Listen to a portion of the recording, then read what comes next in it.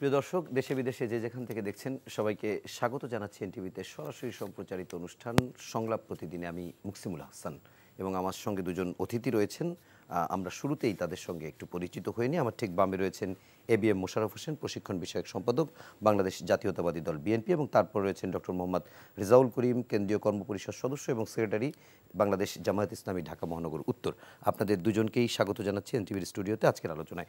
আমি এবিএম মোশাররফ ভাই আপনার কাছে যাই। আমি আজকে শুরুতে কোনো ভূমিকা দিলাম না, কারণ আজকে আমরা আলোচনার যে বিষয়টি নির্ধারণ করেছি সেটি হচ্ছে যে নির্বাচনের পথে বাংলাদেশ। তো নির্বাচনের পথে বাংলাদেশ এ কারণে বলছি, আজকেও নির্বাচন, জুলাই সনদ নিয়ে কথা বলেছে বিএনপির স্থায়ী কমিটির সদস্য সালাউদ্দিন আহমেদ। এর বাইরে আমরা দেখেছি কমনওয়েলথের একটি প্রতিনিধি দল নির্বাচন কমিশনে দেখা করতে গিয়েছেন। তাছাড়া প্রত্যেকটি রাজনৈতিক দলের সাথেই নির্বাচনের একটি বিষয় আছে, সেই সঙ্গে ডাকসু জাকসু রাকসু এই আলোচনাগুলোও আছে।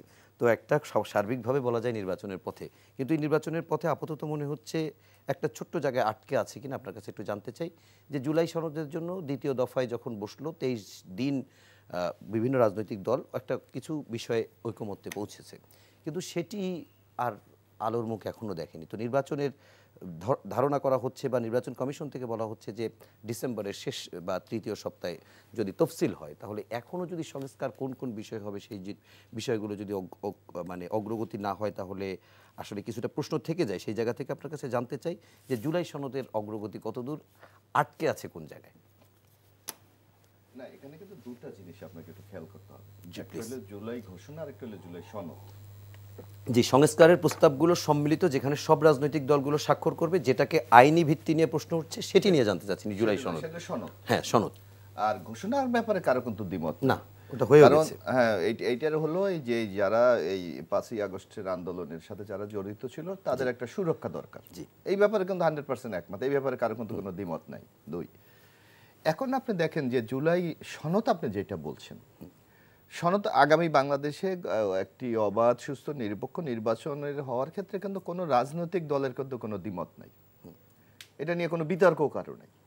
এবং একটা নির্বাচন অবাধ সুস্থ নিরপেক্ষ করার জন্য যে প্রক্রিয়াগুলি দরকার, ইতিমধ্যে ঐক্যমত কমিশনে কিন্তু সেইগুলি ঐক্যমত হয়ে গেছে। যেমন আপনি যদি বলেন না, আমি যদি এখন মোটা দাগে বলি, আপনি দেখেন একটা নিরপেক্ষ নির্বাচনের জন্য একটা নির্বাচন কেয়ারটেকার গভর্নমেন্ট দরকার, সেটা অলরেডি স্টিল আছে। আপনি নির্বাচন কমিশনকে মানে জবাবদিহিতে আনার জন্য ইতিমধ্যে আইনের বেশ পরিবর্তন করা হয়েছে। প্রশাসন যাতে মানে কোনো পক্ষপাতিত্ব না করতে পারে সেই ব্যাপারে আপনার বেশ কিছু পরিবর্তনের ইঙ্গিত দেওয়া হয়েছে। এখন সংকটটা বাড়ছে যে কিছু পদ্ধতিগতভাবে আপনি এটা বাস্তবায়ন কিভাবে করবেন, অর্থাৎ প্র্যাকটিসটা কিভাবে হবে আপনার। যেমন এর মধ্যে চমৎকার কিন্তু একটা ঐক্যমত হয়েছে, যেমন নির্বাচন কমিশন কিভাবে নিয়োগ হবে। অলরেডি আপনার স্পিকারের নেতৃত্বে প্রধানমন্ত্রী, বিরোধী দল নেত্রী, স্পিকার, ডেপুটি স্পিকার এবং থার্ড অপোজিশন অপোনেন্ট পার্টির একজন, এটা চমৎকার একটা বিষয় হয়ে গেছে। প্রধান বিচারপতি কিভাবে নিয়োগ হবে সেখানে হয়ে গেছে যে মোস্ট সিনিয়র, অন্যরা বলছে যে একজন, বিএনপি সেখানে অ্যাড করেছে না, দুজন রাখেন, কারণ যে কোনো পরিস্থিতি তৈরি হতে পারে, হয়তো যিনি সিনিয়র তার কোনো প্রবলেম হতে পারে অথবা তার বিরুদ্ধে কোনো আপত্তি থাকতে পারে, দুজন হলে তার চয়েসের একটি বিষয় থাকে। এক, তারপর আপনি দেখবেন এই যে পুলিশ কমিশন সংগঠন ইত্যাদি, আমি মনে করি একটা অগ্রসর একটার দিকে হচ্ছে, কিন্তু এখন সংকটটা হয়েছে যে কিছু পদ্ধতিগতভাবে বাস্তবায়নের প্রক্রিয়া নিয়ে, যেমন প্রধান উপদেষ্টা কিভাবে নির্বাচিত হবে। কারণ আগামী দিনে তো যদি কেয়ারটেকার গভর্নমেন্ট হলে প্রধান উপদেষ্টা দরকার, এটা ইম্পর্টেন্ট ব্যাপার, এইটা নিয়ে একটু দ্বিমত তৈরি হচ্ছে। তারপর কিছু কথা হচ্ছে এগুলি বাস্তবায়নটা কিভাবে হবে। যেমন আপনি এখন কিন্তু তো পার্লামেন্ট নাই বাংলাদেশে, তো পার্লামেন্ট থাকলে আপনি পার্লামেন্টে এটা আইন উপস্থাপন করে এটাকে পাস করি আইনে পরিণত আপনি করতে পারতেন। এখন করার একটাই পদ্ধতি আছে, সেটা হলো অর্ডিন্যান্সের মাধ্যমে, রাষ্ট্রপতির অর্ডিন্যান্সের মাধ্যমে আপনি এখন এটা আইন হিসাবে এটা ঘোষণা দেবেন। পরবর্তী পার্লামেন্ট যখন হবে, পার্লামেন্টে এটা আলোচনা করে এটা পাস করে আইনে পরিণত করবে। এই ক্ষেত্রে তো কারো দ্বিমত নাই, কিন্তু কেউ কেউ বলছে, বিশেষ করে এখানে রেজাউল করিম সাহেব আছেন, তারা বলছে এখনই আইনে পরিণত করতে হবে। আপনি এখন কিভাবে করবেন? অধ্যাদেশ করে, অধ্যাদেশ করতে হলে এটা তো পরে ওখানে পার্লামেন্টে আপনাকে পাস করাইতেই হবে। করালেন, এখন আপনি অধ্যাদেশ, সেই ব্যাপারে তো কারো দ্বিমত নাই। সেইবার কারো দ্বিমত আছে?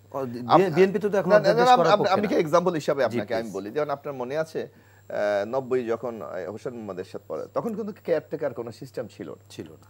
বরং 3 জোটের রূপরেখা একটা সিস্টেম পরিবর্তন করা হলো, বলা হলো পরবর্তী নির্বাচনে যারা যাবে তারা এটা পাস করাবে। শুধু তাই না, ওই সময় কিন্তু আরেকটি বিষয় ছিল, শাহাবুদ্দিন সাহেবের একটা শর্ত ছিল, আমাকে আবার নির্বাচনের শেষে আমার প্রধান বিচারপতির পোস্টে ফিরিয়ে দিতে হবে। তার জন্য কিন্তু আমরা সংবিধান অ্যামেন্ডমেন্ট করতে পর্যন্ত হয়েছিল। সুতরাং অর্ডিন্যান্সের মাধ্যমে কিন্তু এগুলি হয়েছিল, এখনো তো অর্ডিন্যান্সের মাধ্যমে হবে। তাইলে আইনের ভিত্তিটা নিয়ে আপনি কেন প্রশ্ন তোলেন? আমি তো জানি না, আই ডোন্ট নো এটা কেন এই প্রশ্ন তোলা হচ্ছে। মানে যদি না মানে কেউ সেই জন্য বলতেছে না মানার ব্যাপার হলো আপনাকে দেখতে হবে যে এখানে আপনার ঐক্যমত কমিশনের বেশ কিছু বিষয় আছে, আপনি লক্ষ্য করবেন। একটা কথা হইলে ঐক্যমত হয়েছে, এর মধ্যে কিন্তু 20টা বিষয়ের মধ্যে 9টাতে সর্বসম্মতিক্রমে, 11টার মধ্যে কিন্তু নোট অফ ডিসেন্ট আছে। অর্থাৎ আমার এই ব্যাপারে আপত্তি আছে, এটা কিন্তু প্রকাশ্যে বলেছে, এটা কিন্তু হিডেন নাই। তা আমি তো মনে করি আপনাকে, দিস ইজ দ্য ডেমোক্রেসির সবচেয়ে বড় সৌন্দর্য এখানে, যে আপনি স্বীকার করেছেন এটা আমি কতটুকু পারবো, আমার এটা আমার নির্বাচনে ম্যানিফেস্টোতে আমার ভোটারকে দিতে হবে। কারণ আপনার কাছে কিন্তু একটা চমৎকার সুযোগ আছে জন রায় নেওয়ার জন্য। কারণ আগামী দিনে একটি নির্বাচন হবে, সেই নির্বাচনে যেমন জাতীয়তাবাদী দলের একটা ম্যানিফেস্টো হবে, এখানে জামাত ইসলামী তাদের একটা ম্যানিফেস্টো হবে, কমিটমেন্ট হবে জনগণের কাছে। হ্যাঁ, আমি বলবো যে আমি তো এই জায়গায় আমার আপত্তি আছে, আপনারা কি বলেন? যদি জনগণ সেই ব্যাপারে রায় দেয় তাহলে আমাকে সমর্থন করলো, আর যদি রেজাউল সাহেবদেরকে সাপোর্ট করে তাদেরকে সমর্থন করলো। এখানে তো চমৎকার ডেমোক্রেসির একটা সুযোগ আছে, মতামতের সুযোগ আছে, সেখানে আপনি কি জোর করে চাপিয়ে দেবেন? মানে মোশাররফ ভাই, আপনার কাছে একটা প্রশ্ন রেখে আমি একটু রেজাউল ভাইয়ের কাছে যাই। সেটা হচ্ছে এই বিষয়টা নিয়ে আর একটু ডিপে যদি যাই, এরকম যে রাজনৈতিক দলগুলোর ক্ষেত্রে যে কথাগুলো হচ্ছে যে বিএনপি এবং তার সমমনা যে জোট আছে, তাছাড়া প্রায় বেশিরভাগ দলই চাচ্ছে এর একটা আইনি ভিত্তি। যে আইনি ভিত্তি এই কারণে তারা বলছে যদি এটি না হয় তাহলে পরবর্তীতে যদি কেউ এটি না মানে, ধরেন বিএনপি আপকামিং গভর্নমেন্ট ধরে নিলাম যদি এরকম হয়ও, তখন বিএনপি ক্ষমতায় এসে যদি সেগুলো না মানে, তখন তো তাকে আপনি আইনের কোনো জায়গা থেকে তাকে ধরতে পারবেন না। এখানে জায়গাটা কোথায় আপনার? এই যে 9টা যে ঐক্যমত হয়ে গেল, এটা তো মানার কোনো, না মানার কোনো কারণ নাই। যদি না মানে পলিটিক্যাল পার্টিরা তো আজকে এক কথা বলে কালকে আর এক কথা। না, এটা যদি আপনি দেখেন এই একটা কথা বলা হয় যে 90তে 3 জোটের রূপরেখা বাস্তবায়ন হয়নি। এরা যেটা বলে এটা সত্যকে তারা মানে কাগজে কলমে বাস্তবায়ন হয়েছে, ভেতরে হয়নি। আপনি দেখেন এই যে এখন যে একটা সংসদীয় গণতন্ত্র, এটা তো 90-এর সে গণ অভ্যুত্থানেরই রেজাল্ট। আজকে সংসদের পার্লামেন্টারি কমিটিগুলিকে আলাদা করা হয়েছে এবং অপোজিশন থেকে নেওয়া হয়েছে, এটা 90-এর একটি চেতনার ফল। আজকে ছাত্র সমাজ যে আন্দোলন করেছে, আপনি দেখেন এই ছাত্র সমাজের আন্দোলন ছিল কর্মসংস্থান, বৈষম্য কর্মসংস্থানের ক্ষেত্রে। আর ওই সময় কিন্তু একটা আন্দোলন ছিল ছাত্রদের বয়স 27 থেকে 30 করা, তাৎক্ষণিক কিন্তু করে দেওয়া হয়েছে 27 থেকে 30। তারপর ওই সময় একটা বড় দাবি ছিল যে কৃষকদের ঋণে জর্জরিত 5,000 টাকার কৃষি ঋণ মুখ, ওই সময় কিন্তু 5,000 টাকা অনেক। হ্যাঁ মোশাররফ, আমি এটা বুঝতে পেরেছি, কিন্তু আপনি যদি যখন এইগুলি বাস্তবায়নের দিকে যাচ্ছিল, তখন আপনার মনে আছে কেয়ারটেকার নিয়ে একটা চরম আন্দোলন হলো, তখন কিন্তু আর এগুলি বাস্তবায়নের কোনো সুযোগ ছিল না। আচ্ছা মোশাররফ, একটা প্রশ্ন রেখেই যাই, আপনি একটু পরেই উত্তর দিয়ে এটা, সেটা হচ্ছে যদি আমরা যদি 90-তেও তো স্বৈরাচার বিরোধী আন্দোলন হয়েছিল, যদি সেই স্বৈরাচার বিরোধী আন্দোলনের পরে 3 জোটের রূপরেখা করে সেটি সফল বাস্তবায়ন আজকে হয়, তাহলে 24-এর গণ অভ্যুত্থান হতো কিনা? যদি সেটি, এই প্রশ্নের সঙ্গে আরও একটি প্রশ্ন, যদি আমরা যদি এখনও সেই কাঙ্ক্ষিত মানুষের জন আকাঙ্ক্ষা পূরণ করতে না পারি, আর একটা অভ্যুত্থানের জন্য অপেক্ষা করতে হবে কিনা? আপনি একটু পরে উত্তর দেবেন এটা। আমি একটু রেজাউল ভাই আপনার কাছে একটু জানতে চাই যে নির্বাচনের অনেকগুলো বিষয় প্রায় এক জায়গায় চলে এসছে এবং অনেকটা কাছাকাছি জায়গায় আসছে, তখন নতুন করে আরেকটা জায়গা নিয়ে আন্দোলন বেশ বেশি দেখা যাচ্ছে, সেটা হচ্ছে পিআর। এখন বোঝা যাচ্ছে যতটুকু ঐক্যমত্য কমিশনের সাথে আলোচনায় রাজনৈতিক দলগুলোর এবং কোনো কোনো রাজনৈতিক দলের নেতাদের সঙ্গে আমি কথা বলে যেটি বুঝেছি যে আমি 2 কক্ষেই যদি পিআর চাই তাহলে বিএনপিকে হয়তো উচ্চ কক্ষে পিআরে অন্তত রাজি করানো যাবে, এরকম একটি বিষয় আছে। আবার জামাত ইসলামী, চরমোনাই এরা সহ কয়েকটি দল একেবারে 2 কক্ষেই পিআরের জন্য অনর। তো জামাত ইসলামী কি তার এই 2 কক্ষেই পিআরে অনর থাকবে, না সেও ছাড় দিতে প্রস্তুত আছে? বিসমিল্লাহির রহমানির রহিম। দর্শক শ্রোতা মণ্ডলীকে আন্তরিক সালাম, অভিনন্দন এবং আমার শ্রদ্ধেয় সহ আলোচক। প্রথমেই আমি পেছনে একটু গিয়ে বলতে চাচ্ছি যে আসলে জুলাই সনদের ব্যাপারে, ঘোষণার ব্যাপারে যে মোশাররফ ভাই বলেছেন, না, জুলাই ঘোষণার ব্যাপারে মিশ্র প্রতিক্রিয়া ছিল এবং বাংলাদেশের এবং অন্যান্য রাজনৈতিক দলগুলো ছিল, বিএনপি ব্যতীত আর বাকি প্রত্যেকটা রাজনৈতিক দল এটা মিশ্র প্রতিক্রিয়া জানিয়েছে, অর্থাৎ প্রত্যাশার জায়গাটা পূরণ হয়, তবে স্বাগতও জানিয়েছে। এবং এরপরে আসেন হচ্ছে যে এখানে যে জুলাই সনদের ব্যাপারটি যেটি, সেটিও আজকের এই পিআর পদ্ধতি বলেন অন্যান্য ইস্যুগুলির সাথে কিন্তু সম্পৃক্ত। আমি এই জন্যই ওখানে গিয়ে বলতে চাই, সেটি হচ্ছে যে নির্বাচন যদি আমাদের কেয়ারটেকার সরকারের প্রধান, অর্থাৎ অন্তর্বর্তীকালীন সরকারের যে প্রধান ডক্টর ইউনূস সাহেব, তিনি কি বলেছেন? তিনি বলছেন উই হ্যাভ 3 রেসপন্সিবিলিটি। নাম্বার 1 হচ্ছে আমাদের সংস্কার, বিচার এবং নির্বাচন। কিন্তু আমরা দেখছি এখন পেছন দিক থেকে আমরা আগে আসতেছি। আসলে এখানে সংস্কারটা যেটা এই যে লম্বা সময়ব্যাপী যেটি আলোচনা হলো, সেটিকে যতক্ষণ পর্যন্ত আপনি লিগ্যাল ফ্রেমওয়ার্কের মধ্যে না নিয়ে আসবেন ততক্ষণ পর্যন্ত এই মানে আলোচনাটা একটা অশ্বডিম্ব ছাড়া আর কিছু না। অর্থাৎ এটা আপনি জিরো বলতে পারেন।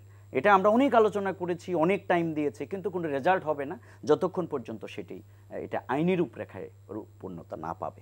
সেই জায়গা থেকে আজকের বাংলাদেশের সব রাজনৈতিক দল যেটি মনে করছে সেটিকে আপনার লিগ্যাল ফ্রেমের মধ্যে আপনাকে আনতে হবে। এখন এটাকে ব্যাপারে কথা হচ্ছে, বিএনপির পক্ষ থেকে বারবার বলা হচ্ছে যে এখন তো সংসদ নেই, এখন তো সংবিধানও নেই, এবং যে সরকারের অধীন আজকে নির্বাচন চাওয়া হচ্ছে সে সরকার কি সরকার? এই সরকারকে সাংবিধানিক সরকার না, এই সরকার আমাদের সংবিধানে নেই। এটা হচ্ছে দুটি মানুষের পিপল উইলস, জনগণের যে অভিপ্রায়ের মাধ্যমে যে আন্দোলন, অর্থাৎ ফ্যাসিবাদের বিরুদ্ধে আমাদের যে ঐক্যমতের যে লড়াই সেটি হয়েছে। সুতরাং জনগণের অভিপ্রায়ই একটা কিন্তু আইন। সেই জায়গা থেকে আপনাকে আজকে ইউনূস সরকারের কি নাম, তার নাম তাকে রাখতে হবে। এটি হচ্ছে নিউ বর্ন একটি আপনি চাইল্ড বলতে পারেন। সুতরাং তার নাম তাকে রাখতে হবে, এই আইনের মাধ্যমেই রাখতে হবে। এখানে যে বিপ্লব হয়েছে আজকে যাদের গাড়িতে পতাকা, আজকে আমি আর মোশাররফ ভাই যে নির্বাচনের এখন স্বপ্ন দেখি, আমাদেরকে বলুন তো দেখি আজকের কি স্বপ্ন এখন আসার কথা ছিল? আমরা তো অপেক্ষা করতে হতো আরো 5 বছরের জন্য। আমরা আন্দোলন করছিলাম 16 বছর, কিন্তু আপনারা 24 নির্বাচন, হ্যাঁ আমাদের এই 26-এ তো ইলেকশন হওয়ার কথা না। তার মানে ছাত্র জনতার যে লড়াইয়ের মাধ্যমে যে নতুন সরকার, নতুন অভ্যুত্থান, সে অভ্যুত্থানের জায়গায় দাঁড়িয়ে আপনি অভ্যুত্থানকে অন করতে হবে, সেটার বিপ্লবকে, রিভলিউশনকে অন করতে হবে, বিপ্লবীদেরকে অন করতে হবে। যদি আপনি এটি না দেন তাহলে এই সরকার কিন্তু আইনের মুখোমুখি হবে, এই বিপ্লবীরা কিন্তু আইনের মুখোমুখি হবে। এবং যারা আজকে শহীদ পরিবার, যারা আজকে তার সন্তান হারিয়েছে, ওই বাবা মাকেও কিন্তু আইনের মুখোমুখি হতে হবে। আপনি লক্ষ্য করে দেখেছেন যে এখানে পড়ানো হয়েছে, অনেককে বলা হয়েছে যে আপনাদের সন্তানকে মেরে ফেলা হয়েছে, আপনি বলেন নাই কেন? সাংবাদিকরা আপনারাই বলেছেন, বলছে না আমার সন্তান গিয়েছে যাক, কিন্তু আমি আবার নতুন করে কোন বিপদ আমার উপরে চেপে বসে সেই জন্য আমার সন্তান মারা গিয়েছে এটাও বলতে চাই। এরকম একটা অবস্থানের মধ্য দিয়ে বাংলাদেশ গিয়েছে। হাজার মানুষের জীবন, 40,000 ছাত্র জনতার যে স্যাক্রিফাইস।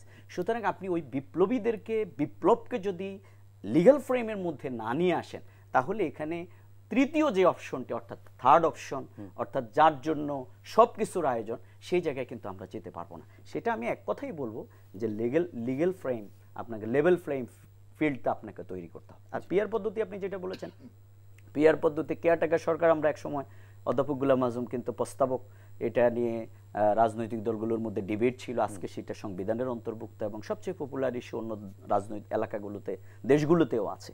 কিন্তু পিআর কিন্তু বাংলাদেশ জামাত ইসলামী এখানে উদ্ভাবক না। পিআর পদ্ধতি, সেমি পিআর পদ্ধতি 133টা কান্ট্রিতে পৃথিবীতে আছে, অন্যান্য দেশগুলোতে। সুতরাং এই জায়গাটিকে আমরা মনে করছি কালো টাকা, ফেসি শক্তি এবং মনোনয়ন বাণিজ্যের যে লড়াইটা এখানে হয়, জামাত ইসলামী আর অন্য দলগুলো কিছু কিছু বাদ দিয়ে এই জায়গাগুলোতে মুক্ত হওয়ার জন্য, অর্থাৎ এই পিআর পদ্ধতি আমাদের জন্য একটা বেটার অপশন হতে পারে। কিন্তু সেই জায়গায় তো আজকে আপনি দেখেন পিআর পদ্ধতি পৃথিবীর সব জায়গায় কিন্তু একরকম না, এক এক জায়গায় কিন্তু এক এক রকম। অর্থাৎ পার্সেন্টেজ আপনি কিভাবে দেবেন, আলোচনা কিভাবে, আমরা মনে করি সেটা আলোচনার ভিত্তিতে সামনে অগ্রসর হতে পারে। খুব অল্প সময়ের মধ্যে বাংলাদেশ জামাত ইসলামী এবং অন্যান্য রাজনৈতিক দলগুলো, বিএনপি ব্যতীত সবাই কিন্তু এই জায়গায় আসছে এবং 71% মানুষ কিন্তু আজকের একটা জরিপে আসছে সে সমর্থন। রেজাল ভাই, আপনি যে জায়গা থেকে বলতেছিলেন সেটি কন্টিনিউ করবেন। ছোট্ট করে একটি প্রশ্ন দেব, 2 মিনিটের ভিতরে শেষ করলে আশা করব, যে আসলে আপনার কি মনে হয় এখনকার বাস্তবতায় ফেব্রুয়ারির ভেতরে 2 কক্ষে পিআরে সবাই যদি সম্মতও হয় তাতে সম্ভব কিনা? ধন্যবাদ। আসলে বাংলাদেশের আমি মনে করি যে অবস্থার মধ্যে আমাদের অভ্যুত্থানের মধ্য দিয়ে যে বাংলাদেশ, নতুন বাংলাদেশের যে স্বপ্ন বিনির্মিত হয়েছে, আসলে সময় কিন্তু একবারে কম না, অনেক সময় এখনো আমাদের হাতে। আমাদের সরকার যদি ফাংশন করে, আমি এই ক্ষেত্রে প্রধানতম দুর্বলতার জায়গা দেখতে পাচ্ছি যারা আজকে সরকারে আছেন। ডক্টর ইউনূস সাহেব, তিনি অর্থনৈতিক ক্ষেত্রে আরও কিছু কিছু ক্ষেত্রে তার পারঙ্গমতা আছে, কিন্তু এখানের অর্থাৎ প্রশাসনিক কাঠামো, অর্থাৎ বিপ্লবোত্তর বাংলাদেশকে যেভাবে শক্ত হাতে ধরা, সেই জায়গায় কিন্তু প্রশাসনের বিভিন্ন জায়গায় কিন্তু ফ্যাসিবাদীরা রয়েছে। বাংলাদেশের একটি অন্যতম জেলা, সেটা কিন্তু আজকে একটি ফ্যাসিবাদীদের দখলে অনেকটা বলা যায়। সুতরাং এই জায়গায় যে লেভেল প্লেইং ফিল্ডের জায়গাটা, মানুষ যে নীরবে নির্যাতনের শিকার, মানুষ যে আজকে যে এই বিপ্লবোত্তর জায়গায় যে জায়গাটি মানুষ প্রত্যাশা করছে সেটি কিন্তু মানুষ পাচ্ছে না। এইটা গভর্নমেন্টের একটা ইনএফিসিয়েন্সির কারণে। কিন্তু এই যে অনেক আলোচনা হলো, কিন্তু গভর্নমেন্ট এটাকে তার যদি সেই পাওয়ারের মাধ্যমে আলোচনার ভিত্তিতে আইনি রূপ দিতে না পারে, যেটা আমি একটু আগে বলছিলাম, তাহলে কিন্তু দীর্ঘ আলোচনা করেও কিন্তু লাভ হবে না, বরং এই হযবরল অবস্থা কিন্তু তৈরি হবে। এই জন্য আমরা মনে করি এখনো যে সরকার সময় আছে, দিস এ নাম, এর মধ্য দিয়ে বিচার কার্যক্রম তো একটা চলমান ইস্যু, এটি অব্যাহত, কিন্তু আমরা এই ব্যাপারেও কিন্তু স্যাটিসফাইড না। উচিত ছিল যে বিপ্লবের এক মাথায় বর্ষপূর্তিতে এসে অন্তত গুরুত্বপূর্ণ কয়েকজন ব্যক্তির বিচার কিন্তু এখানে হওয়া দরকার ছিল, যারা একেবারে প্রকাশ্য দিবালোকে গুম খুম, মানুষকে পুড়িয়েছে, হত্যা করেছে, লুণ্ঠন করেছে, সেগুলো আমরা দেখতে চেয়েছিলাম, সেটা হয়নি। আমি এখনো মনে করি রাজনৈতিক দলগুলো, আমরা ফ্যাসিবাদের বিরুদ্ধে আমরা সবাই মিলে যে লড়াইটা করেছিলাম, আমাদের একটা ঐক্যমত্য কিন্তু হয়ে আছে। সুতরাং আমরা যদি দেশের জন্য, দেশের স্বাধীনতা সার্বভৌমত্বের জন্য, আধিপত্যবাদের শক্তির কবল থেকে বাংলাদেশকে মুক্ত করবার জন্য আমরা যদি সকলে মিলে আন্তরিকভাবে আমরা প্রচেষ্টা চালাই, তাহলে সেই জায়গায় এখনো সম্ভব। আমি এক্ষেত্রে আমাদের ডাক্তার তাহের ভাই সর্বশেষ যে আহ্বানটা জানিয়েছিলেন, সেটি হচ্ছে শুধু গভর্নমেন্টের ডাকায় ডায়লগ না, বরং রাজনৈতিক দলগুলো ডায়লগ হতে পারে। কারণ আমরা একসাথেই তো ছিলাম, আমরা একসাথে আলোচনা করে কোনটা দেশের জন্য ভালো, আমাদের ন্যাশনাল কতগুলো কনসেনসাস যদি আমরা দাঁড় করাতে পারি, আমার মনে হয় this is the better option. আমরা কাউকে নেগলেক্ট না করি, আমরা কাউকে ছোট না মনে করি, আমরা প্রত্যেকেই বরং বড় যারা, তার উদারতার পরিচয় আমরা দিয়ে যদি সামনে অগ্রসর হতে পারি, শহীদ প্রেসিডেন্ট জিয়াউর রহমান যেটা দিয়েছিলেন বহুদলীয় গণতন্ত্রের প্রবক্তা হিসেবে, আমরা দেখেছিলাম, বইতে পড়েছিলাম, তাকে কিন্তু ঢাকা বিশ্ববিদ্যালয়ে ডিম মারা হয়েছে, কিন্তু তারপরে তিনি অগ্রসর হয়েছিলেন।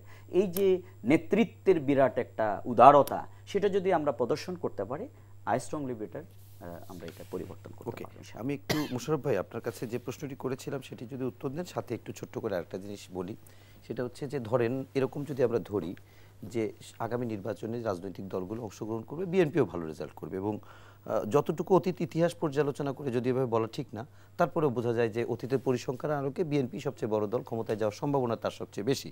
তো সেই জায়গা থেকে ধরেন যদি এখন একটা আইনি ভিত্তি দিয়েও দেয়, সংসদে তো সেটা ফাইনাল পাস করতে হবে, তো আইনি ভিত্তি দিতে আসলে সমস্যাটা কি? কেননা যদি এই আইনি ভিত্তি নিয়েই যদি কেউ নির্বাচনকে ভণ্ডুল করার ষড়যন্ত্র করে, তখন তো আরেকটা ঝামেলা। আইনি ভিত্তি কিভাবে দেবে? ওই যে বললাম যে অধ্যাদেশ করে, হ্যাঁ, তো অধ্যাদেশের ব্যাপারে বিএনপি কোনো আপত্তি না না, বিএনপির বক্তব্য কি এটা? সেটা বিএনপি স্পষ্ট ভাষায় বলেছে যে জুলাইয়ের ঘোষণা, সেটা যে প্রক্রিয়া হোক সংবিধানে অন্তর্ভুক্ত করুক, যা করুক, বিএনপি এ ব্যাপারে কোনো আপত্তি নাই। অর্থাৎ ডক্টর রেজাউল করিম যে এটা কথাটা বলেছে যে জুলাইয়ের যারা যোদ্ধা, তাদের মধ্যে একটা আতঙ্ক আছে, একটা ভয় আছে, ভবিষ্যতে এটা কোনো আইনের মুখোমুখি হয় কিনা, সেই ব্যাপারে বিএনপি কিন্তু 100% বলেছে, এই ক্ষেত্রে বিএনপির কোনো দ্বিমত নাই। কিন্তু এখন দেখেন আপনার বাংলাদেশটা আগামী কিভাবে চলবে। ইতিমধ্যে আপনি দেখেন যে 20টা বিষয়ের মধ্যে 9টি বিষয় ঐক্যমত হয়ে গেছে। জি, এখন আপনি ডেমোক্রেসিতে যদি বিশ্বাস করেন, সেখানে যদি নানা পথ, নানা মত, নানা বক্তব্য না থাকে, সেটা তো আপনি গণতন্ত্র বলতে পারবেন না, সেটা তাহলে ওয়ান সাইড। তাহলে ইউনূস সাহেবের তো এই ঐক্যমত কমিশনে আলোচনা করার কোনো প্রয়োজন ছিল না, ছিল, বরং আজকে দেখেন 63 দিন আলোচনা হয়েছে। এবং আমি মনে করি যেমন এখন আরেকটা জিনিস এখানে মানে আপনার একটা মারাত্মক সংকট আছে, এই জিনিসটা আমরা অনেকে ভুলে যাই। যেমন বাংলাদেশ জামাতে ইসলামী, তাদের কিন্তু রাজনৈতিক একটা আদর্শ আছে, দর্শন আছে। আচ্ছা, বিএনপির একটা আদর্শ দর্শন আছে, বা কমিউনিস্ট, আপনি কারোটার সাথে কারো কিন্তু মিলবে না। কিন্তু আমাদের ফোকাল পয়েন্টটা কি? আমরা ডেমোক্রেসির দিকে এগিয়ে যেতে চাই, আমরা জনগণের অধিকারটা প্রতিষ্ঠা করতে চাই, আমরা যে ভোটের অধিকার মানুষ হারিয়ে গেছে সেই জায়গা থেকে ফিরিয়ে আনতে চাই। এই ব্যাপারে কিন্তু কারো দ্বিমত নাই। এখন জামাতে ইসলামী ধরেন ইসলামী শাসন জারি করতে চায়, বিএনপি তো গণতন্ত্রে বিশ্বাসী। বিএনপি বলছে যে আমরা গণতান্ত্রিকভাবে দেশটাকে শাসন করতে, কমিউনিস্ট পার্টি বলছে যে তারা সমাজতান্ত্রিকভাবে দেশটাকে চালু করতে। এটা কিন্তু আদর্শগত দ্বন্দ্ব। এইটাকেও কি আপনি ঐক্যমত কমিশনে এই দ্বন্দ্বকে মিনিমাইজ করে একটা জায়গায় নিয়ে আসতে পারবেন? দায়িত্ব না, তাহলে তো রাজনৈতিক দল থাকবে না। তো আপনারা যে কথাটি আজকে একটা মানে চটুল কথা বলা হচ্ছে, আইনি ভিত্তি, আইনি ভিত্তি কিভাবে দেবে? বিএনপি বহুদলীয় গণতন্ত্রে বিশ্বাস করে, বিএনপি ধর্মীয় স্বাধীনতায় বিশ্বাস করে, কিন্তু ধর্মান্ধ না। আবার সেকুলার রাজনীতি বিএনপি বিশ্বাস করে। আবার দেখুন আওয়ামী লীগের যান তারা কিন্তু সেকুলার রাজনীতি বিশ্বাস করে, কমিউনিস্ট পার্টি যান সেকুলার রাজনীতি বিশ্বাস করে। সুতরাং এই দর্শনের মধ্যে কিন্তু পার্থক্য আছে, এইটাকে আপনি কিন্তু এক জায়গায় আনতে পারবেন না। তাহলে তো একটা দল হইলেই হ্যাঁ একটা। তাহলে আপনি কি করতে হবে, আপনাকে ন্যূনতম আমার সংখ্যাগরিষ্ঠ জনমতকে আমার প্রতিফলন করার জন্য, তাদের কল্যাণের জন্য আমি কি করা দরকার সেই জায়গায় আমার অগ্রসর হতে হবে। এখানে রেজাউল করিম সাহেব বলেছে যে এটা বিপ্লবী সরকার। আসলে কি এটা বিপ্লবী সরকার? বরং এটা জনগণকে আপনি বিভ্রান্ত করছেন। ইট is the absolutely constitutional government. আমি বলি রেজাউল সাহেব, আমি বলি, কারণ আপনার উচিত বিপ্লবী সরকার কি কখন হয়? বিপ্লবীও না, কনস্টিটিউশনাল সরকার না, অ্যাবসলিউটলি কনস্টিটিউশনাল গভর্নমেন্ট। আমি বলি, আপনি শুনেন, এই বর্তমান সংবিধানে আপনার অনির্বাচিত সরকারের কোনো জায়গায় নেই। অনির্বাচিত, দিস নট অনির্বাচিত সরকার, ভোটে তো যেতে নেই। আমি বলি আপনাকে, একটু ব্যাখ্যা দিবেন, একটু ব্যাখ্যা দিবেন। রেজাউল কর্মীরা মানুষকে বিভ্রান্ত করে। না আপনি একটু না আপনি লাইনে নিয়ে আসেন একটু। আমি বলি, আপনি বলবেন, আপনার তো সুযোগ আছে। আপনি দেখেন এই সরকার কিন্তু সাংবিধানিকভাবে শপথ গ্রহণ করেছে। আপনি যদি বিপ্লবী সরকার হতো তাহলে কিন্তু রাষ্ট্রপতির কাছে যাওয়ার কোনো প্রয়োজন ছিল না। তারা খোলা রাজপথে অথবা শহীদ মিনারে যাই আমরা বলি, আমাদের সংবিধানে কত ধারায় তারা, আমি বলি না, কিন্তু তারা কনস্টিটিউশনাল গভর্নমেন্টে যেতে হবে, কারণ রাষ্ট্রপতি আছে। তখন হলো কি, আমাদের দেশের কনস্টিটিউশনে আছে যদি কোনো কারণে প্রধানমন্ত্রী পদত্যাগ করেন অথবা প্রধানমন্ত্রীকে কোনো কারণে সরিয়ে দেওয়া হয়, তাহলে তার জায়গায় সব দায়িত্ব পালন করবেন স্পিকার। স্পিকার এখানে আগেই পদত্যাগ করেছে, তাহলে এখানে it is the vacuum. Deputy speaker, deputy speaker না, he is already going to jail, সে অলরেডি জেলে পাঠানো হচ্ছে তাকে। ভ্যাকুয়াম, এক কথায় ভ্যাকুয়াম। তাহলে কি হবে এখানে? আপনি কিন্তু কনস্টিটিউশনাল গভর্নমেন্টে আপনি বিশ্বাস করছেন, আপনি কিন্তু বিপ্লবীতে যান নাই। যে কথাটা এরা বলছে যে বিপ্লবীতে আমি কিচ্ছু মানি না, আমি জাস্ট এই গভর্নমেন্টের শপথ পড়াবো, জনগণ সামনে থাকবে, আমি রাষ্ট্র পরিচালনা করব। যদি বিপ্লবী সরকার, তাইলে আমার একটা কনস্টিটিউশন তৈরি করতে হইতো, আমাকে মানে আমার নিজের মতো আমি যা খুশি তা করব, পরবর্তী আমি গভর্নমেন্ট করে কনস্টিটিউশন করে এগুলোকে আইনি ভিত্তি দেবো। কিন্তু এই জায়গায় আপনি গেলেন কেনা, আপনি বললেন কি আমার সংবিধানের রক্ষা কবচকে, হুইজ দ্য গার্ডিয়ান? গার্ডিয়ান কনস্টিটিউশনের অনলি গার্ডিয়ান সুপ্রিম কোর্ট।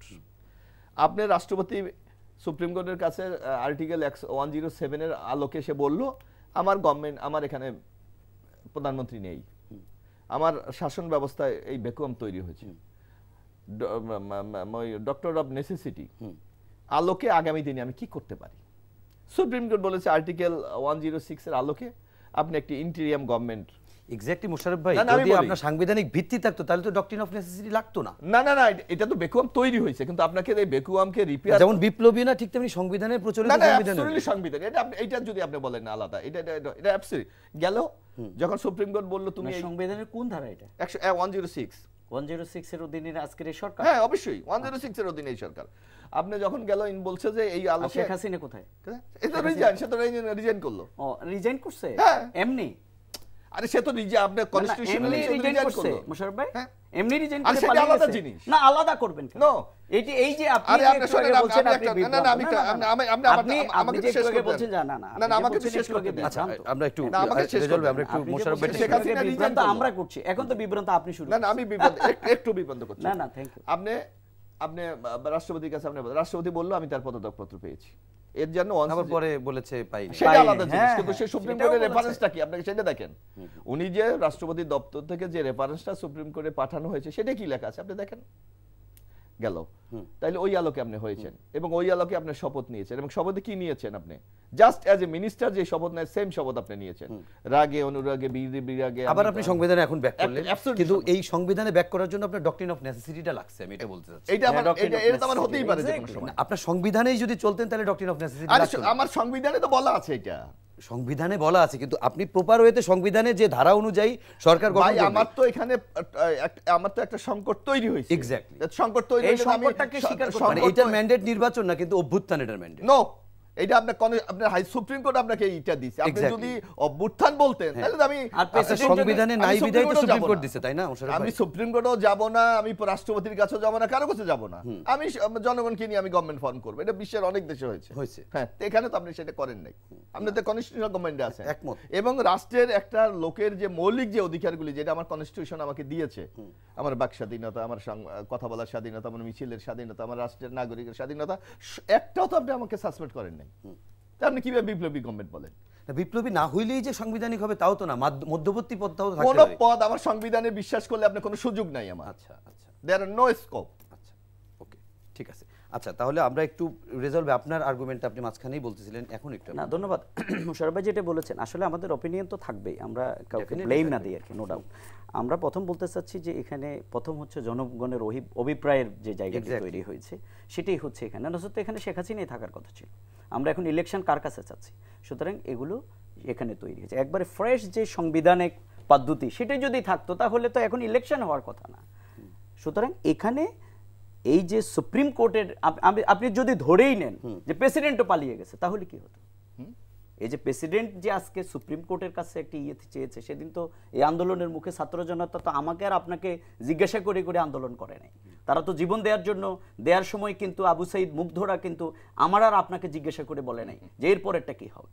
সুতরাং তারা যে আন্দোলন করেছে সেই আন্দোলনের জায়গায় যদি প্রেসিডেন্টও পালিয়ে যেত, বিচারপতি পালিয়ে গেছে, তো আপনি যেই বিচারপতি পালিয়ে গেল, যারা ফ্যাসিবাদের মূল দোষর ছিল, যারা আমাদের আপসীন নেত্রী বেগম খালেদা জিয়া, তারেক রহমান আমাদের নেতৃবৃন্দকে ফাঁসি দিয়েছিল, আপনি তাদের থেকে মানে একটা গাইডলাইন নিয়ে আবার সংবিধান আপনি নিলেন কেন? আপনি নিলেন কেন? দিস ইজ এটাই রং। এই প্রশ্ন আপনি করতে পারেন, এই রং আমার আপত্তি নেই। এটা কিন্তু রং ছিল, এটা সেটা আপনি বলতে পারেন। এখন আপনি পৃথিবীতে বিপ্লব উত্তর ফরাসি বিপ্লব, তারা ষষ্ঠবার তাদের এই রেভলিউশনারি সিস্টেম তারা করেছে, ভিয়েতনাম করেছে, সাউথ আফ্রিকা করেছে, নেলসন ম্যান্ডেলার যে মুভমেন্ট। সুতরাং পৃথিবীতে তো এই জায়গাগুলো আমাদের সামনে রয়ে গেছে। হ্যাঁ, আমরা ধরে নিলাম এখন সেই জায়গা থেকে আপনি সেটা নিলেন, কিন্তু তার মানে কি আপনি আবার সেই পুরাতন জায়গায় চলে যাবেন? আপনি কি আবার যেই আধিপত্যবাদী শক্তি বাংলাদেশকে এখনো আজকেও বলছে যে এটা একটা মৌলবাদী রাষ্ট্র, এটা আজকের এইরকম সেরকম, গোটা পৃথিবীর মধ্যে আজকে ভারত এখনো বাংলাদেশকে নেগলেক্ট করছে, তাহলে সেই জায়গায় এসে আপনি শুধুমাত্র একটা ফ্রেশ ইলেকশনের মাধ্যমে কোনো সংস্কার, আইনি ভিত্তি, আজকের যেখানে শহীদরা মায়েরা আজকে বলছে যে আমাদের সন্তানরা কেন স্যাক্রিফাইস করেছে, রাষ্ট্র এখনো সেটি জানাতে পারছে না, শুধুমাত্র কিছু দান দক্ষিণা ছাড়া তাদের তালিকা আজকে নিয়ে প্রশ্ন করছে। আপনার কাছে এই জায়গাতে আমরা এখন মনে করি দুটি অপশন রয়েছে। না অপশনে আপনি বলেন, অপশনটা গণভোট হতে পারে, হ্যাঁ, আর অ্যামেন্ডমেন্টের মাধ্যমে জনগণের যে অভিপ্রায়ের জায়গাটা তৈরি হয়েছে এই গভর্নমেন্ট, সেটিকে আপনার আইনি ভিত্তির উপরে দাঁড় করিয়েই এই নির্বাচনটা, এই যে সামনের যে কার্যক্রমগুলো এগুলো হতে পারে এবং এর মাধ্যমে সেটির একটা সমাধান। ঠিক আছে রেজাউল ভাই, আমি যেমন একটু আগে না আমি অবশ্যই মোশাররফ ভাই আপনি বলবেন, না মোশাররফ ভাই বলবে অবশ্যই, কিন্তু তার আগে আমি আপনার কাছে একটা প্রশ্ন করতে চাই। আমার এই জায়গাটা আমি যেমন মোশাররফ ভাইয়ের সঙ্গেও এখানে আমি আমার বক্তব্য মানে আমি যেটুকু জানি সেটা, যেহেতু আমি নিজে একজন রাষ্ট্রবিজ্ঞানের শিক্ষার্থী সেই হিসাবে আমি বলছি, সেই হিসাবে আপনার কাছে আমি জানতে চাই, যেমন আমি মোশাররফ ভাইয়ের সাথেও তর্ক করেছি যে এটা আসলে সাংবিধানিক, পুরোপুরি সাংবিধানিক সরকার কিনা, কিন্তু আপনার কাছে কেন মনে হয়েছে যে এটা বিপ্লবী সরকার? আমি তো একদম প্রচলিত সংবিধানের কিছু জায়গায় ব্যত্যয় হয়েছে, কিন্তু বাকি জায়গাগুলো তো আমি সাংবিধানিকভাবেই আগাচ্ছি। না আপনি তো এখানে যে তারা যে বিগত দিনের যে এখানে পদ্ধতিটা তারা তৈরি করেছে, এটিকে আমাদের এই আন্দোলনের মাধ্যমে কিন্তু ছাত্র জনতার যে আন্দোলন, জনগণ এটিকে কিন্তু ভেঙে দেওয়া হয়েছে, এটিকে তারা ওন করে নাই। সুতরাং সেই জায়গা থেকে আপনাকে অবশ্যই আপনি এটাকে কি নামে বলবেন, মোশাররফ ভাই হয়তো বিপ্লবী বললো, আমি এটাকে অভ্যুত্থান বললাম, আরেকজন এটাকে আরেকটা বললো, দ্যাট ইজ অ্যানাদার কোশ্চেন। তার মানে অভ্যুত্থানের অবশ্যই সেটা সেই অভ্যুত্থান পরবর্তী সরকার। জি, আমি ক্লিয়ার। আমি মোশাররফ ভাই একটা কথা একটু মিসকোট হয়েছে, মানে সেটা হচ্ছে গণতন্ত্র। গণতন্ত্র হচ্ছে ক্ষমতায় যাওয়ার একটা সিস্টেম। জামাত ইসলামী আমরা প্রত্যেকটা নির্বাচনে গণতান্ত্রিক পন্থায় অবলম্বন করি, উনি এর সাথে যুক্ত করেছেন যে জামাত গণতান্ত্রিক পন্থা, আমরা তো এটাকে ওন করি, এটা হলো ক্ষমতায় যাওয়ার একটা সিস্টেম। কিন্তু সেখানে গিয়ে কোন আদর্শটা ওনারা জিয়ার আদর্শ প্রতিষ্ঠা করবে, আমরা এখানে মোহাম্মদ রাসূলুল্লাহ সাল্লাল্লাহু আলাইহি সাল্লামের যে আদর্শভিত্তিক রাষ্ট্র, গোটা দুনিয়ায় আজকে সমাদৃত সব দল ধর্ম সবাইকে যেখানে সেখানে ইডিওলজিক্যাল স্টেট যেটাকে বলা হয়, আপনি রাষ্ট্রবিজ্ঞান স্টুডেন্ট হিসেবে জানেন সেই জায়গাটাকে। সুতরাং এইটাকে আবার মির্জা ফখরুল সাহেব বলছে চরমপন্থী দক্ষিণ পন্থার উত্থান। বাংলাদেশের 90% মানুষের মধ্যে আপনি দক্ষিণ পন্থার উত্থানের মানে আশঙ্কা তৈরি হয়, কিন্তু জাতীয়তাবাদ একসাথে ধর্মনিরপেক্ষতাবাদ সমাজতন্ত্র একই ব্যক্তি ধারণ করে, এটা কিন্তু কখনো সম্ভব। ওকে, আমরা একটু রেজাল্ট মানে একটু মোশাররফ একটু বলতে চেয়েছিলাম। এখানে ডক্টর রেজাউল একটা কথা বলেছে, গণভোট। জি, গণভোট তো আমাদের শহীদ রাষ্ট্রপতি জিয়াউর রহমানও দিয়েছিলেন, মনে আছে আপনার? ওই সময় সম্ভবত না বিধানই আসছিল না, কিন্তু দিয়েছে কেন? সরকারের বৈধতার জন্য সম্ভবত। না, তখন বাংলাদেশের সামরিক আইন চলছিল, পার্লামেন্ট সাসপেন্ড, উপায় কি ছিল? উনি গণভোটে পরবর্তী ৭৯ পার্লামেন্টে কিন্তু ওইটাকে আপনাকে আইনি ভিত্তি দিতে হয়েছে। তখন আপনার বাংলাদেশে কোনো সংবিধান ছিল না, বাতিল করে দেওয়া হলো। সামরিক শাসনের সময় পজ হয়, হয়েছে না? স্থগিত হয়ে এখন আপনি গণভোট কিভাবে দেবেন? এক, আর বর্তমান যে সংবিধানে আপনার রাষ্ট্র পরিচালিত হচ্ছে সেই সংবিধানে গণভোটের কোনো সিস্টেমই নেই। আপনি কিভাবে দেবেন গণভোট? উনি যে বললেন রেজাউল সাহেব যে গণভোট, আপনি কোন বেসিসে এখন গণভোট দেবেন? বেসিস হচ্ছে ভাই যে আপনার সর্বশেষ যে একটা হাইকোর্টের যে রায় হয়েছে সেই রায়, যে রায়ে কেয়ারটেকার সরকার ব্যবস্থা আবার ফিরে এসেছে, সেখানে এখনো আসে নাই। মানে আপনার এই মানে এই রায় এখনো আপনার কেয়ারটেকার গভর্নমেন্ট কিভাবে রেস্টোর হবে সেই রায় এখনো আসে নাই। ওরা পঞ্চদশ সংশোধনী বাতিলে বলেছে এটা বাতিল। ওই বাতিলের না না, এখন আরেকটা মামলা এটার আছে, সেই মামলার সুরাহা না হওয়া পর্যন্ত কেয়ারটেকার ফিরে আসার কোনো সুযোগ নেই। কিন্তু ওইখানে আরেকটা কথা ছিল, এরকম আমি যতটুকু জানি যে আপনার এই সঙ্গে সঙ্গে কেয়ারটেকার যেমন ফিরে আসছে ঠিক তেমনি গণভোটের ব্যাপারটাও সংবিধান সেটা এখনো সুপ্রিম কোর্ট চূড়ান্ত রায় দেয় নাই। আপনি এখন বললেই তো হলো না। আপনাকে চূড়ান্ত রায় যদি দেয়, এবং আপনি সবচেয়ে আরেকটা বড় সংকট তাহলে দেবেন না। না, আমি একটু বলি, রেজাউল সাহেব যে কথাটা বলছে, আপনাকে সংকটগুলো আমাদের বিবেচনা করতে হবে। আপনি যদি ওই রায় অ্যাবসলিউট হয়ে যায় কোর্টে, তাহলে তো আপনাকে এই ইন্টারিম গভর্নমেন্ট হবে না, আপনাকে তো কেয়ারটেকার ফিরে যেতে হবে। আরেকটা বিপদ আপনি লক্ষ্য করছেন? আমি ইন্টারিম কেয়ারটেকার গভর্নমেন্ট রূপ দিলে কি হবে? 2-3 জন পদত্যাগ করলে বাকিরা অন্য কিন্তু আপনাকে তখন কিন্তু কেয়ারটেকারে যেতে হবে। হ্যাঁ, কেয়ারটেকারে যাবে। হয়তো সেই কারণে হয়তো রায়টা লেট হচ্ছে। আচ্ছা, আমরা একটা আপনার কথা আমার সাথে দ্বিমত করছি না, কিন্তু তাহলে রায়টা কেন সুপ্রিম কোর্ট দিচ্ছে? আমরা এইটা নিয়ে একটু আমরা সেটা প্রত্যাশা দিচ্ছে না কেন? হ্যাঁ, এটা নিয়ে আমরা একটু আলোচনা করব। তার আগে একটা কথাগুলি বলবেন, একটা দায়িত্বশীল রাজনৈতিক দল হিসাবে কনস্টিটিউশন, আকাঙ্ক্ষা সবকিছুকে মিলিয়ে আপনাকে কথাগুলি বলতে হবে। হ্যাঁ, আমরা একটু মোশাররফ ভাই আপনাকে ছোট্ট একটা প্রশ্ন করি। সেটা হচ্ছে যে পিআর পদ্ধতি নিয়ে এই প্রশ্নটি, যে জামাত, চরমোনাই সহ এনসিপি সহ বিভিন্ন রাজনৈতিক দল পিআরে, যেটা আমি আগেই বলেছিলাম যে বড় দাগে তারা অনেকে দুই কক্ষেই চায়। তো বিএনপি অন্তত উচ্চ কক্ষে হলেও ছাড় দিবে কিনা, ছাড় না দিলে আসলে উচ্চ কক্ষের কি দরকার আছে? না, আপনি একটা জিনিস লক্ষ্য করবেন যে এই যে আজকে যে পিআর নিয়ে আলোচনা হচ্ছে, আপনি দেখেন ঐক্যমত্য কমিশনের যে 20টি দফা, এর মধ্যে কিন্তু আলোচ্য সূচিতে পিআর বলে কোনো কথা উচ্চ কক্ষে আছে, এটা পরবর্তী সময়ে আসছে নাই। অর্থাৎ পিআর কিন্তু একটা নতুন ইনোভেশন এখন উপস্থাপন করা হচ্ছে, জামাত বা ইসলামী আন্দোলন বা ইরা এখন করছে। এখন হলো আপনাকে আপনার টার্গেট গ্রুপকে নাগরিক, আপনার নাগরিক কি প্রস্তুত? আর্থসামাজিক এবং মনস্তাত্ত্বিকভাবে কি পিআর এর পক্ষে তারা প্রস্তুত? 71% প্রস্তুত। আমি বলি 71। আপনার হুইজ দ্য স্যাম্পল, আপনি কোন বেসিসে আপনি এটা করেছেন? এটা তো অনেকটা হতে পারে, মোটিভেশন করে হতে পারে।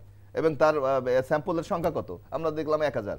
বাংলাদেশের মানুষ হলো 18 কোটি, সেখানে 1000 দিয়ে যদি আপনি কোনো সিদ্ধান্তে উপনীত হন, বুঝবো কিভাবে মানুষ কি চায়? সেজন্য কি গণভোট করব? না, আমি একটু কথা বলি। এখন হলো আমাদের দেশের অবস্থাটা আপনাকে বুঝতে হবে। আমাদের দেশের জনগণের মনোজগতে হলো আমার নেতাকে আমি দেখতে চাই, এক্স্যাক্টলি আমার সমস্যাটাকে আমি তাকে জানাতে চাই, আমার সংকটটা সমাধান করার মতো তার দৃশ্যমান ভূমিকা আমি চাই। তাহলে আমার কি দরকার? এবং এখানে সবচেয়ে উনি রেজাউল করিম সাহেব বলেছে যে দলের, বরং এখানে দল কিন্তু সব প্রার্থী কি দলের যেতে না। উনি বললো তো দল বাণিজ্য করবে অথবা দল এখানে নিজস্ব স্বেচ্ছাচারিতা করবে। নো, দল একটা নমিনি জনগণের কাছে দেবে, ভোটারদের কাছে, যে দিস ইজ মাই নমিনি, জামাতের হোক, বিএনপি হোক বা অন্য দলের হোক, জনগণ will decide who is the elected. তাই তো? তো সুতরাং জনগণ যদি আপনি নমিনেশন দিচ্ছেন, জনগণ তো আপনাকে প্রত্যাখ্যান করতে পারে।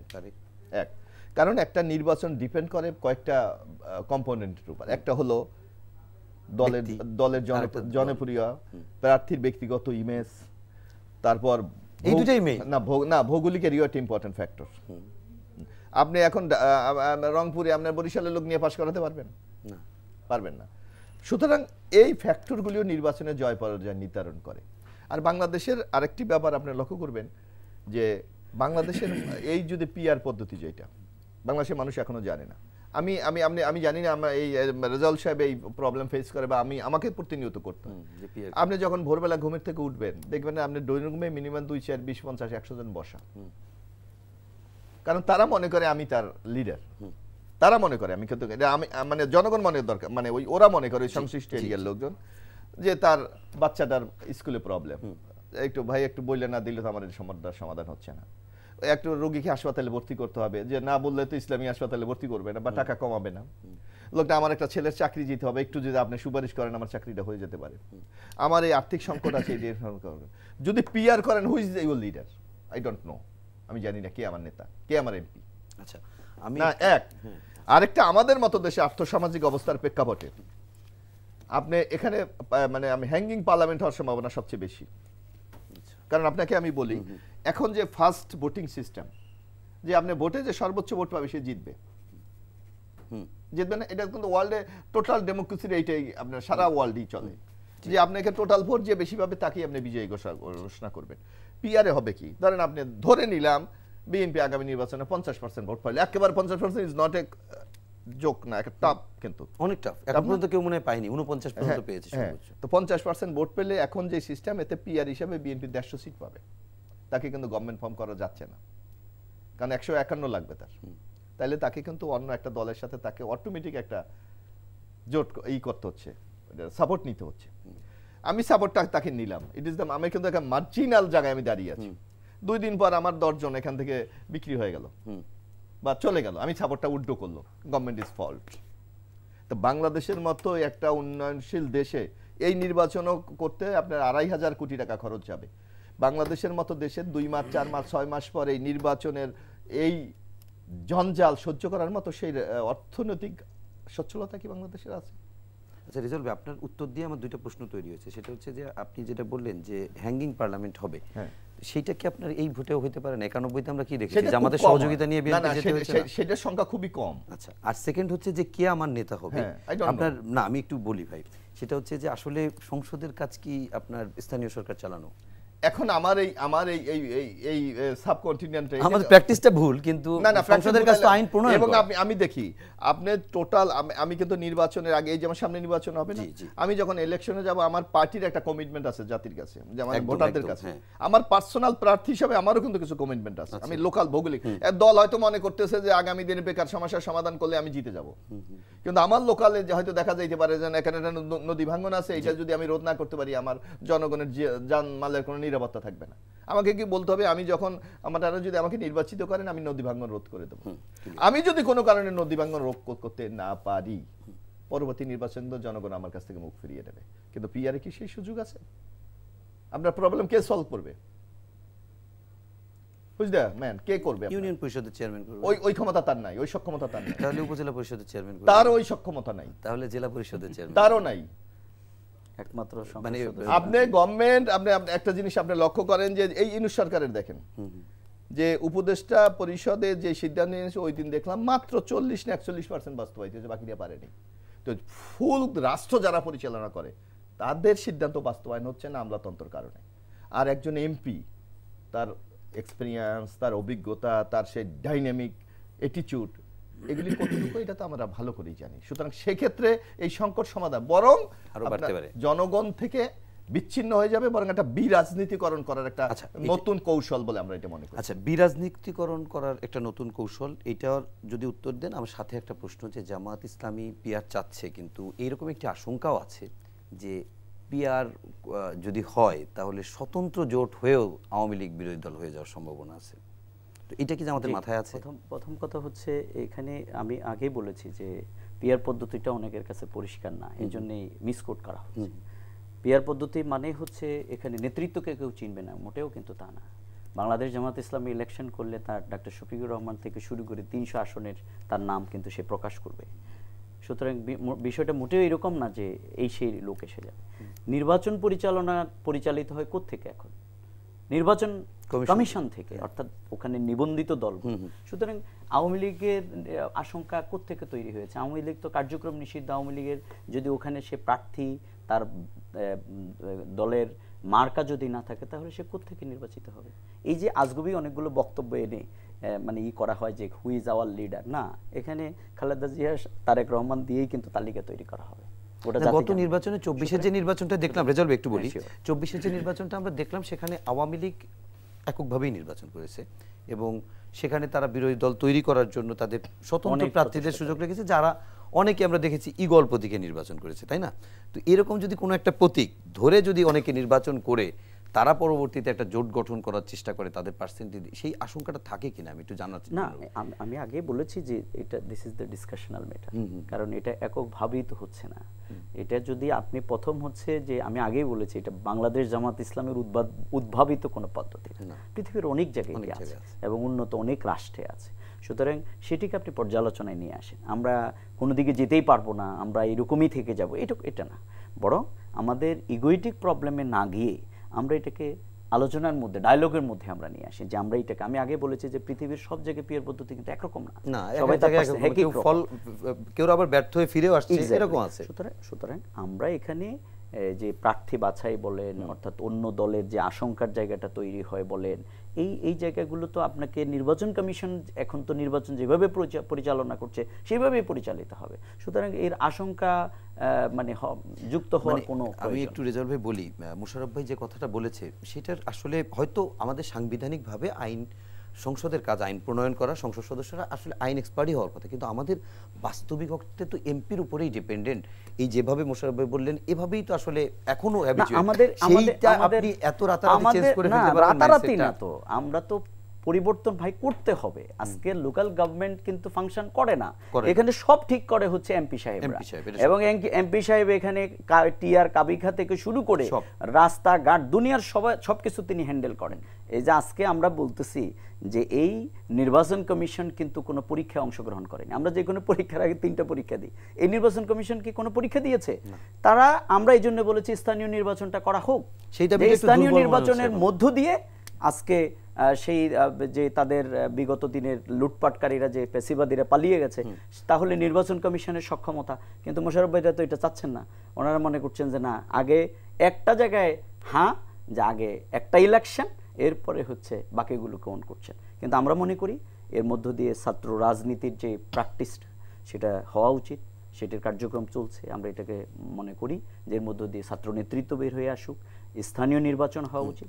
পেয়ার পদ্ধতি নিয়ে এটি রাজপথের আন্দোলন না, বরং আমাদের ডায়লগের জায়গা ওপেন থাকা উচিত, আলোচনা করা। ওকে, আমরা একদম শেষ একটা প্রশ্নই করব দুইজনের কাছে। প্রথমে মোশাররফ ভাই আপনার কাছে করব, আপনি দীর্ঘদিনের রাজনীতিক, সেই ঢাকা বিশ্ববিদ্যালয় থেকে রাজনীতি করেন। আপনি মানে একটু বাংলাদেশের আর্থসামাজিক এবং রাজনৈতিক প্রেক্ষাপটে বর্তমান বাস্তবতায় ফেব্রুয়ারি মাসেই নির্বাচনের কথা প্রধান উপদেষ্টা বলেছেন, এবং এই প্রধান উপদেষ্টা বিশেষ করে লন্ডনে তারেক রহমানের বৈঠকের পরে একটা মানুষের ভিতরে, বিশেষ করে বিএনপি মনা মানুষের ভিতরে এটা একটা বিশ্বাসের জায়গা তৈরি হয়েছে যে ফেব্রুয়ারি হয়তো নির্বাচন হবে।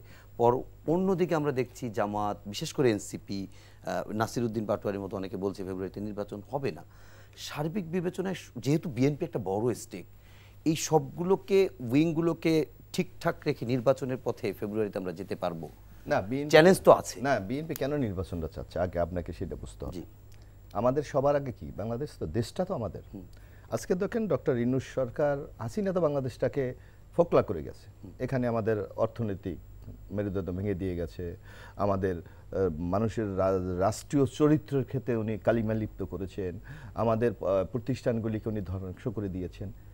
এইটা কিন্তু ইউনূসের মতো, ইউনূসকে কিন্তু সর্বদলীয় সাপোর্ট দেওয়া হয়েছে, তারপর কিন্তু ইউনূস পাচ্ছে না, ইউনূস সরকার পারতেছে না, কারণ মেশিনারিগুলি তাকে কাজ করছে না। কারণটা কি, তার সেই সংগঠন নাই।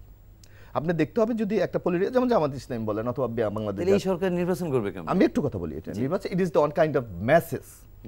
আপনি বিচারপতি শাহাবুদ্দিন কি কোনো সংগঠন ছিল? না, কিছু। বিচারপতি শাহাবুদ্দিন একটা বলেছিল, আমি বিচারপতি শাহাবুদ্দিন একটা অবাসুত নির্বাচন চাই, এর বাইরে আমার কোনো, জামাত সবার সাপোর্ট ছিল না, এখনো তো আছে। কিন্তু আপনাকে লক্ষ্য করতে হবে আমার যে সংকটগুলি আছে, যেমন আমার অর্থনৈতিক সংকট, আপনি যদি দেখেন হাসিনার আমলে বেকার ছিল 20%। আজকে আপনি দেখেন পরিসংখ্যান ব্যুরোতে যান, আজকে বেকারের সংখ্যা 27.5%, অর্থাৎ আমার বেড়ে যাচ্ছে। এবং এই অবস্থা চলতে থাকলে 2026-এ এটা 35%-এ চলে যাবে। তাইলে দেশের সামাজিক ক্ষেত্রে কি নৈরাজ্য তৈরি হবে আপনি চিন্তা করেন। আমার বিনিয়োগ, বাংলাদেশকে আগামী দিনে, এই যে ছাত্র আন্দোলনের মূল স্পিরিটটা কি ছিল, কর্মসংস্থান। সে কর্মসংস্থান তৈরি করতে হলে আপনাকে বিনিয়োগ করতে হবে। বিনিয়োগের অন্যতম শর্ত হলো বাইরের ইনভেস্টর আপনাকে আনতে হবে। কিন্তু আমার যারা ইনভেস্টর, যারা ডেভেলপমেন্ট পার্টনার, যারা আমার উন্নয়ন সহযোগী, তারা আমাকে স্পষ্ট বলে দিয়েছে যে উইদাউট ইলেক্টেড গভর্নমেন্ট আমি 1 টাকাও বিনিয়োগ করব না। যার জন্য দেখেন 1 বছরে কোনো বিনিয়োগ আমার নাই। তা আপনি কি দেশটাকে ঝুঁকির মধ্যে ফেলে দেবেন? যার জন্য এই অবস্থা থেকে উত্তরণের একটাই পথ আছে, একটা জনগণের ভোটের মাধ্যমে নির্বাচিত সরকার প্রতিষ্ঠা। হ্যাঁ, তার সামনে বহু চ্যালেঞ্জ আছে, সেটা নিয়ে একটু চ্যালেঞ্জ আছে, নির্বাচনের বিকল্প নেই, না না চ্যালেঞ্জ আছে, কিন্তু সে মানুষের কাছে বলতে পারবে যে আমার জনগণকে বাঁচাবার জন্য আমার দেশে আর্থিক অবদান তোমার সহযোগিতা দরকার, তখন তারা বলবে। আর এখন কিন্তু সে বলার কারণ তাদের মূল মানে কনসেপ্টই হলো আমি অনির্বাচিত সরকারের কাছে আমি কিছু করব না। তা আপনি এই জায়গা থেকে উত্তরণের পথটা কি আপনার? এটা নির্বাচন। বিএনপি তো সেই পথেই আগাচ্ছে। একটা আপনার কাছে আমার শেষ প্রশ্ন, এটা একটু সংক্ষেপে বলবেন যে দেশে যে হারে মব হচ্ছে, নির্বাচনের দিনকে মব করে কোনো জায়গা থেকে যদি কেন্দ্র থেকে ব্যালট বাক্স ছিনতাই করে নিয়ে যায়, এই অবস্থা মানে এরকম আশঙ্কা আছে? আমি আপনার কথা বলি, আমাদের বাংলাদেশের মানুষকে আপনি যেন মব কারা সৃষ্টি করছে, মবের ক্ষেত্রে তো এই সরকারের পৃষ্ঠপোষকতা আছে। মব হচ্ছে ক্ষমতাশালীরা করছে, যেখানে যে ক্ষমতাশালী করছে না। এবং কি বলেছে এই যে সরকারের সহকারী প্রেস সচিব কি বলেছে, mob is on kind of pressure group. Sarkar neutral হয়ে যাক, মব বাংলাদেশে কোনো জায়গায় কোনো, যার জন্য আমরা কিন্তু বারবার বলছি যে কোনো কিংস পার্টি না, এই গভর্নমেন্টকে একটা নিরপেক্ষ ভূমিকা পালন করলে আগামী দিনের নির্বাচন হবে বাংলাদেশের ইতিহাসে সবচেয়ে অবাধ, সুষ্ঠু, নিরপেক্ষ এবং জনগণের অংশগ্রহণের সবচেয়ে একটি ভালো নির্বাচন। ওকে, আমরা রেজল্ট ভাই আপনাকে দিয়ে শেষ করব। আপনার কাছে একটা প্রশ্ন, সেটি হচ্ছে জনমনে এরকম একটা আছে যে বিএনপি যেমন তাড়াহুড়া করে নির্বাচন চাচ্ছে, জামাত নির্বাচন পেছাইতে চাচ্ছে। আমি শব্দ দুটো এরকমই ব্যবহার করলাম যে বিএনপি দ্রুত চাচ্ছে, জামাত এবং এনসিপি পেছাতে চাচ্ছে। এখন রেজাল্ট ভাই আপনাকেও বলি, আপনিও সেই রাজশাহী বিশ্ববিদ্যালয়ের ছাত্রনেতা থেকে শুরু করে আজকে ঢাকায় রাজনীতি করেন, আপনারও রাজনীতি এতটুকু বয়সে অনেক অভিজ্ঞতা, তো আপনিও অনেকগুলো নির্বাচন দেখেছেন। ইতিহাসে বিভিন্ন সময় জামাতকে ভুল রাজনীতির কথাও বলা হয় বিভিন্ন এন্ড থেকে। সেরকম একটি প্রেক্ষাপটে এবার যদি নির্বাচন জামাতের কারণে বা এনসিপি সহ এরকম জামাত যদি আলাদা কোনো বলয় তৈরি করে এনটি বিএনপি, এবং সেইটা দিয়ে যদি আমি সব প্রেডিকশন করছি, যদি খুব ক্রাইসিস পরিস্থিতিতে যাই, ইতিহাস কি আমরা কি আর এক ধাপ পিছিয়ে যাব না? সংস্কার দরকার, বিচার দরকার, একমত। সংস্কার বিচার করে নির্বাচন দরকার, সেটিও একমত। কিন্তু আমি সংস্কার বিচারগুলোকে প্রলম্বিত করে যদি নির্বাচনও প্রলম্বিত করি, সেক্ষেত্রেও কি মানে অনির্বাচিত কেউ এসে যাওয়ার সুযোগ আছে কিনা, কিংবা আমরা খারাপের দিকেও যেতে পারি কিনা? না, ধন্যবাদ। আমাদের অনৈক্যের এবং বিভেদের মাঝখানে ফ্যাসিবাদের উত্থান অন্য কিছু হওয়ার আপনি সংখ্যাকে উড়িয়ে দিতে পারেন না। কিন্তু আমরা আশা করব যে আমরা ফ্যাসিবাদের বিরুদ্ধে যে লড়াইটা ঐক্যবদ্ধভাবে করেছিলাম, সেটার ব্যাপারে আমরা ঐক্যবদ্ধ থাকবো। দেশের স্বাধীনতা, সার্বভৌমত্বের প্রশ্নে, আমাদের গণতন্ত্রের জন্য যে লড়াইটা আমাদের ছিল, সেই জায়গা থেকে আমি এখানে দুটি কথা আমি বলবো যে ইউনূস সাহেব সব ব্যাপারে কিন্তু ব্যর্থ না। অর্থনৈতিক ব্যাপারে তার সাকসেস রেট কিন্তু অনেক শক্তিশালী। আজকে দেখেন আপনি, ইন্ডিয়া কিন্তু শুয়ে পড়ছে, আরও পৃথিবীর অনেক রাষ্ট্র শুয়ে পড়ছে। এবং মোশাররফ ভাই যেটা বলছেন যে ইউনূস সরকারের সাথে কাজ করবে না, এই কথাটা কিন্তু ওইভাবে ঠিক না। এটা না, এটা বলছে হচ্ছে ইন্ডিয়া। সেখানে ইন্ডিয়া বলেছে এবং নির্বাচিত সরকার ইন্ডিয়া প্রত্যাশা করছে সবচেয়ে বেশি, এবং আমরাও এখানে ইলেকশনের দিকে আমরা যেতে চাই। কিন্তু আধিপত্যবাদের বিরুদ্ধে আমরা যে 15 বছর ইলেকশন আমরা পাইনি, ভোটের অধিকার পাইনি, আমাদের যে রাষ্ট্রটাই কিডন্যাপ হয়ে গেছে, সেই জায়গা থেকে কিন্তু ইউনূস সরকারই কিন্তু ভারতের চোখে চোখে চোখ রেখেই কিন্তু কথা বলে আজকের এই দেশটা এখন এখানে দাঁড়িয়ে আছে। সুতরাং তার ব্যর্থতা সব আমরা এটা বলবো না, বরং তার মতো এরকম একজন ডাইনামিক লিডার যদি তার আরও সারাউন্ডিংসে যদি ইফেক্টিভ লোক থাকতো, তাহলে সে অনেক ভালো করতে পারতো। কিন্তু আমরা বলবো যে তার এই পাশের লোকগুলোকে পরিবর্তন করে হলেও দেশের প্রয়োজনে তিনি সংস্কার, বিচার এবং এই কাজগুলো করার মাধ্যমে তিনি যে জাতির সাথে কমিটমেন্ট দিয়েছেন এবং আমাদের এই বিপ্লবোত্তর বাংলাদেশের যে প্রত্যাশার জায়গা, সেটি বিনির্মাণে কার্যকর ভূমিকা। এই যে তার উপদেষ্টা মণ্ডলী, এই প্রশাসনের বিভিন্ন জায়গায় যে ফ্যাসিবাদের লোকেরা বসে আছেন এখনো, সেই জায়গাগুলোকে অবশ্যই তাকে ওন করতে হবে। বাংলাদেশে দেখেন ইলেকশনের দিকে মানুষ যাওয়ার ক্ষেত্রে বিমুখতা কেন তৈরি হলো, একবারে ছোট্ট করে আমি বলতে চাই। সেটা হচ্ছে আমরা 15 বছর তো একসাথে লড়াই করেছিলাম, আমরা নির্যাতিত হয়েছিলাম, মানুষ আমাদেরকে মজলুম হিসাবে তাদের পাশে চেয়েছিল। কিন্তু দুর্ভাগ্যজনক আমাদের হাত দিয়ে যখন চাঁদাবাজি, লুণ্ঠন, 28 অক্টোবরের মতো পাথর দিয়ে মানুষ মারা, মানুষ যখন চাঁদার রেট ডাবল হয়ে যাওয়া, এগুলো হয়েছে, তখন মানুষ মনে করছে আমি কি ভোট কি ধুয়ে খাবো নাকি এটা কি করব, বরং আমাকে শান্তিতে থাকতে হবে। এখন সে শান্তি খুঁজছে, সে সিকিউরিটি খুঁজছে।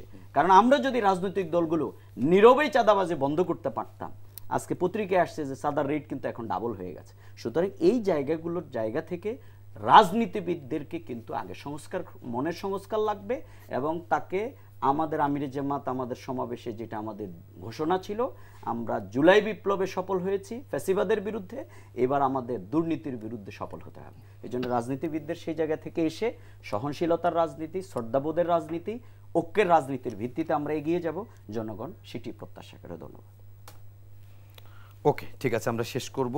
অনেক ধন্যবাদ ABM মোশাররফ হোসেন, প্রশিক্ষণ বিষয়ক সম্পাদক, বাংলাদেশ জাতীয়তাবাদী দল বিএনপি, এবং ডক্টর মোহাম্মদ রেজাউল করিম, কেন্দ্রীয় কর্মপরিষদ সদস্য ও সেক্রেটারি, বাংলাদেশ জামাত ইসলামী, ঢাকা মহানগর উত্তর। আপনাদের দুজনকেই ধন্যবাদ জানাচ্ছি প্রাণবন্ত আলোচনার জন্য, এবং দর্শক আপনাদের কেউ ধন্যবাদ জানাচ্ছি, বিশেষ করে যে কথা দিয়ে রেজাউল ভাই শেষ করলেন এবং তার আগে যে কথাটি বলছিলেন মোশাররফ ভাই, যে বাংলাদেশ শান্তিতে থাকুক, বাংলাদেশে গণতন্ত্র ফিরে আসুক এবং বাংলাদেশ হোক দুর্নীতিমুক্ত, সেই প্রত্যাশা রেখে আজকের মতো শেষ করছি। সবাই ভালো থাকবেন, সুস্থ থাকবেন, শুভ সন্ধ্যা।